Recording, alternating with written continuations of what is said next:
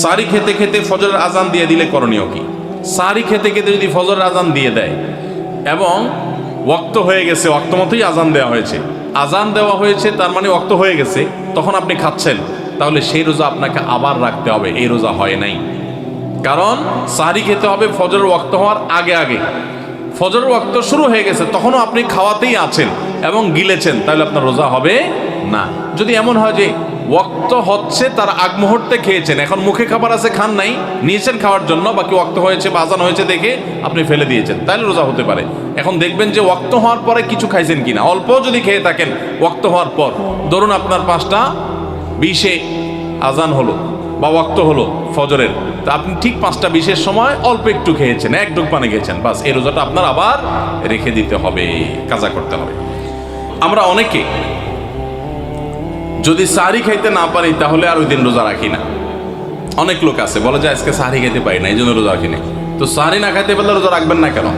সাহরি খাওয়াটা সুন্নত আর রোজা রাখাটা ফরজ।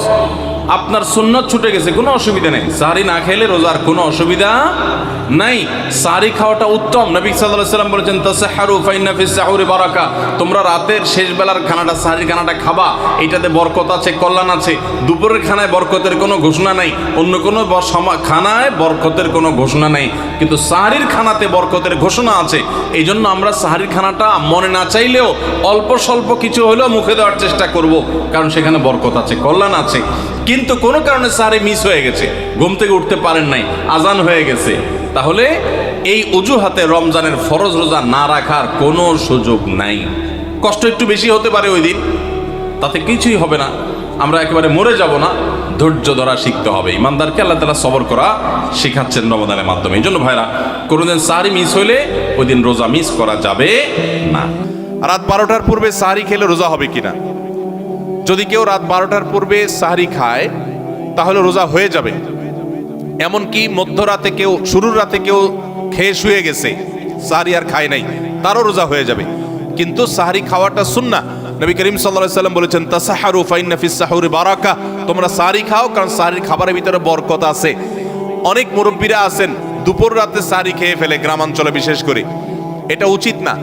সাহরিটা শেষের দিকে খাওয়া সুন্নাত।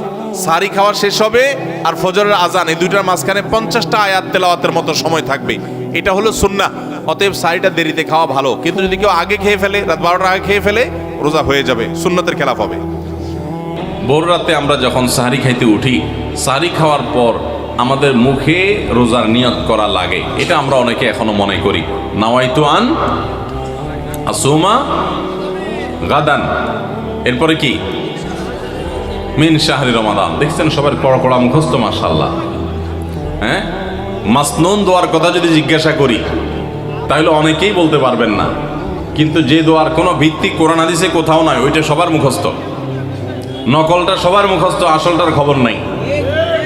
রমজান মাসে বা রমজানের বাইরে কোনো সময় রোজার নিয়ত মুখে উচ্চারণ করা, এই যে নাওয়াইতু আন আসুমা গাদান মিন শাহরি রমাদান, আরো কি কি আছে, এরকম কোনো দোয়া পড়ার কথা কোরআন কিংবা হাদিসে কোনো নির্দেশ আমাদেরকে দেওয়া হয় নাই। আপনি সাহরি খাইতে উঠছেন কি জন্য? রোজা রাখার জন্য। রমজান রোজা রাখার উদ্দেশ্যে সাহরি খাইতে উঠছেন, বাস এটাই নিয়ত। নিয়ত মানে মনের উদ্দেশ্য, নিয়ত মানে কি? মনের উদ্দেশ্য। অতএব সে উদ্দেশ্য আছে, তাতে নিয়ত হয়ে গেছে। মুখের নিয়ত করাটাকে যারা জরুরি বা আবশ্যক মনে করেন তারা অবশ্যই ভুলের মধ্যে আছেন, এবং এটাকে জরুরি আবশ্যক বানানোর কারণে বেদাত হতে পারে, বরং গুনাহ হতে পারে। রমাদান কেন্দ্রিক একটা ছোট ভুল বলা যেতে পারে যে এই মুখে নাওয়াইতু আন আসুমা দোয়া পড়াটাকে আমরা জরুরি মনে করি। অনেক ক্যালেন্ডার ইত্যাদি দেখবেন এরকম, রমজানের ক্যালেন্ডার, ইফতার সাহরির ক্যালেন্ডার, ওখানে দেখবেন এরকম দোয়া দেওয়া আছে। এই দোয়ার কোনো ভিত্তি কোরআন অথবা হাদিসে নাই। নকল জিনিস বোঝার একটা সহজ পদ্ধতি বলি, এই যে দোয়া আছে নাওয়াইতু আন আসুমা গাদান, এই দোয়ার শেষে হাদিসের কিতাবের নাম, বইয়ের নাম, হাদিস নম্বর, কোনো রেফারেন্স দেখবেন না। বুঝতে পেরেছেন? এটা হলো মেড ইন জিনজিরা জিনিস, আইটেম যেরকম দেখেন না ওই রকম। আমরা বেশিরভাগ মানুষ, শতকরা হয়তো 90%-এরও বেশি মানুষ, আমরা যারা রোজা রাখি, আমরা শুধুমাত্র পেটের রোজা করি। রোজাটা শুধু পেটের না ভাই, রোজাটা পুরো বডির, রোজাটা পুরো শরীরের, মাথা থেকে পা পর্যন্ত শরীরের প্রত্যেকটা অঙ্গের রোজা আছে। আমরা শুধু পান বা আহার থেকে, যৌনাচার থেকে বিরত থাকাটাকে রোজা মনে করি। আপনি চোখ দিয়ে মোবাইলে হারাম জিনিস দেখলেন, যেই মেয়েকে দেখা আপনার জন্য অ্যালাউড না, আপনি তার ছবি দেখলেন, ভিডিও দেখলেন, সেটা নাটকের নামে, সিনেমার নামে, কোনো ভিডিওতে, কোনো শর্ট ভিডিওতে, টিকটকে, কোনো জায়গায় আপনি দেখলেন, আপনি অনলাইনে অফলাইনে দেখলেন, তাহলে আপনার চোখের রোজা নষ্ট হলো। আপনার হাতের রোজা নষ্ট হবে যদি হাত দিয়ে কোনো গুনাহের কাজ করেন। পাও দিয়ে যদি কোনো অন্যায়ের পথে যান, পায়ের রোজা নষ্ট হবে। কান দিয়ে যদি আপনি মিউজিক শুনেন, আপনি গান শুনেন মিউজিক সহ, আপনি হারাম কিছু শুনেন, গীবত শিকায়াত শুনেন, তাহলে সেক্ষেত্রে কানের রোজা নষ্ট হবে।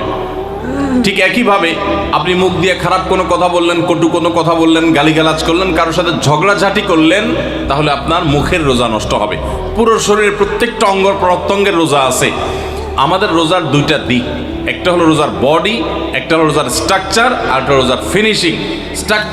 স্ট্রাকচারটা দাঁড়াবে আপনি সবে সাদিক থেকে নিয়ে, সাহারি থেকে নিয়ে ইফতারি পর্যন্ত আপনি কিছু পান করলেন না, আহার করলেন না, এবং যৌনাচার থেকে বিরত থাকলেন, বৈধ সেটা থেকেও বিরত থাকলেন, তাহলে আপনার রোজার স্ট্রাকচারটা দাঁড়িয়ে গেল। কিন্তু এই রোজা বা সিয়ামের ফিনিশিংটা হবে তখন যখন আপনার মাথা থেকে পা পর্যন্ত শরীরের প্রত্যেকটা অঙ্গ প্রত্যঙ্গের রোজা রাখবেন। শরীরের প্রত্যেকটা অঙ্গ প্রত্যঙ্গ থেকে যখন আপনি গুনাহ থেকে বাঁচাবেন, তখন আপনার রোজাটা পূর্ণতা পাবে। নবী করিম সাল্লাল্লাহু আলাইহি সাল্লাম বলেছেন, বুখারীর হাদিস, মাল্লাম ইয়াদা কাওলা যুরি ওয়াল আমাল বি ওয়াল জাহল ফালাইসা লিল্লাহি হাজা আন ইয়াদা তাআমাহু ওয়া শারাবা। যে ব্যক্তি রোজা রেখে মিথ্যা কথা বাদ দিল না, রোজা রাখছে আবার মিথ্যা কথা বলে, আবার যে ব্যক্তি মিথ্যা কাজ, প্রতারণা, 2 নম্বরে এই সমস্ত বাদ দিল না রোজা রেখে, যে ব্যক্তি মূর্খতা সুলভ কাজ করলো, এই ব্যক্তির রোজা রাখে উপবাস থাকায় আল্লাহর কোনো ঠেকা পড়ে নাই, অর্থাৎ তার নিজের কোনো লাভ হয় না, তাহলে এটা উপবাস থাকা ছাড়া আর কি। ঠিক একইভাবে নবী করিম সাল্লাল্লাহু আলাইহি সাল্লাম বলেছেন, কোনো ব্যক্তি রোজাদার অবস্থায় কেউ যদি তার সাথে বিবাদে লিপ্ত হতে আসে, ঝগড়া করতে আসে, সে বলবে ইন্নী সায়েম, তোমার কথার বহুত জবাব দেওয়ার ছিল, কিন্তু আমি রোজাদার আছি, সো আমি তোমার সাথে কথা বাড়াতে চাই না।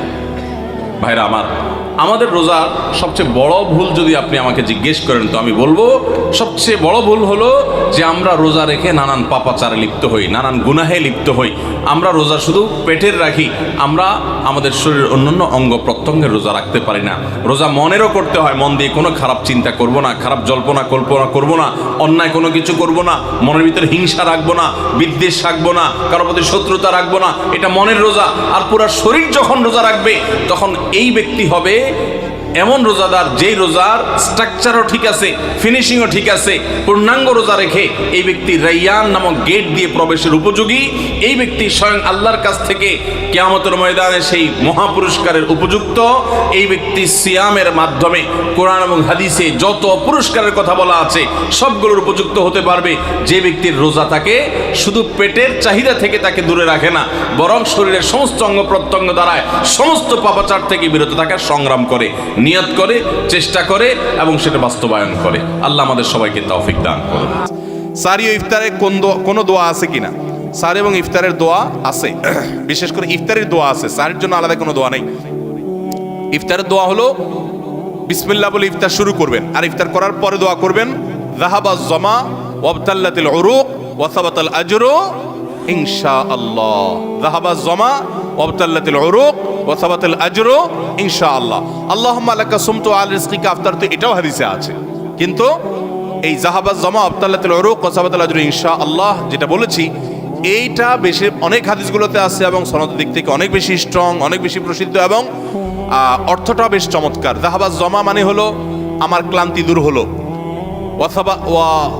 ওয়াবতাল্লাতিল উরুক মানে শিরাগুলো সব আর্দ্র হলো, যে পানি পান করেছি, ইফতার করেছি, এবং ওয়াসাবাতাল আজরু ইনশাআল্লাহ, আল্লাহর কাছে বিনিময় দাঁড়িয়ে গেছে ইনশাআল্লাহ। এটা ইফতার করার পরে বা কিছুটা খেয়ে তারপরে এটা পড়া সুন্নাত। যাহাবাজ জামা ওয়াবতাল্লাতিল উরুক ওয়াসাবাতাল আজরু ইনশাআল্লাহ। আর ইফতারির একবারে শেষের দিকে আপনার